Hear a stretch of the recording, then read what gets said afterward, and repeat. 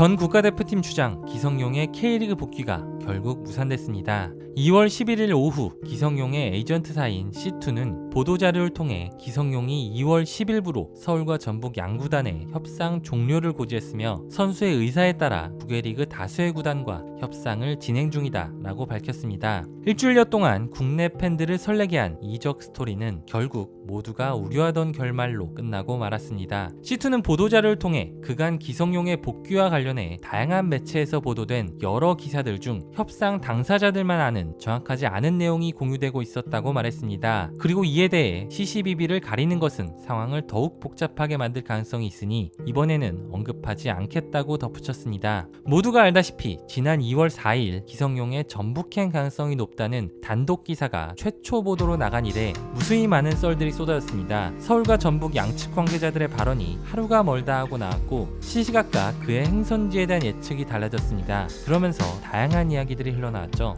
2009년 서울에서 셀틱으로 떠날 당시 계약서 조항에 있었다는 우선 협상권과 보상금 문제도 수면 위로 올라왔고 1월 초중순 있었던 서울과의 1차 협상이 어그러진 것에 대해서도 많은 말들이 나왔습니다. 일주일여 동안 대한민국 축구 언론과 팬들의 이목은 기성용에게 집중됐습니다. 기성용이 얼마나 대단한 선수인가? 라는 질문에 대해 이 일주일은 좋은 대답이 될 수 있을 겁니다. 하지만 반대로 당사자에겐 어땠을까요? 자신을 둘러싼 이야기 중 밝혀지지 않아도 될 이야기 또는 잘못된 이야기들이 퍼지는 것이 굉장히 괴로웠을 겁니다. 에이전트사는 지난 2월 7일 차주 기성용의 입장 발표를 예고하면서 그가 1년의 사태에 대해 몹시 힘들어한다고 밝힌 바 있습니다. 기성용은 이전부터 여러 인터뷰를 통해 한국 축구 K리그에 대한 애정을 숨김없이 드러낸 바 있습니다. K리그에서 나고 자란 그는 유럽 생활을 하면서도 늘 K리그에 관심을 내비쳤습니다. 자신의 복귀가 K리그에 도움이 될 것인가에 대해서도 오래전부터 많은 고민을 하고 있다고 밝혔었죠.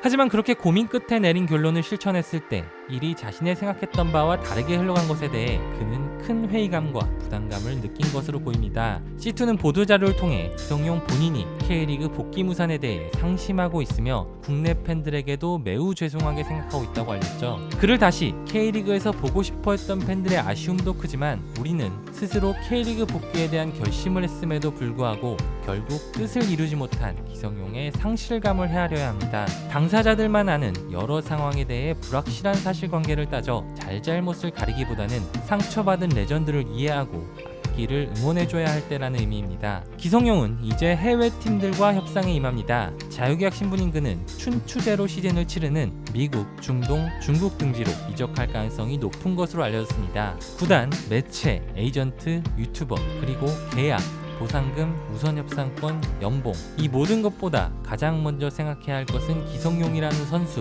그리고 그의 생각과 의사입니다. 결국 해피엔딩으로 마무리되진 못했지만 이번 일을 계기로 그가 우리에게 어떤 존재인지 또 그가 어떤 마음으로 K리그 복귀를 다짐했었는지를 모두가 다시 한번 생각해봤으면 합니다.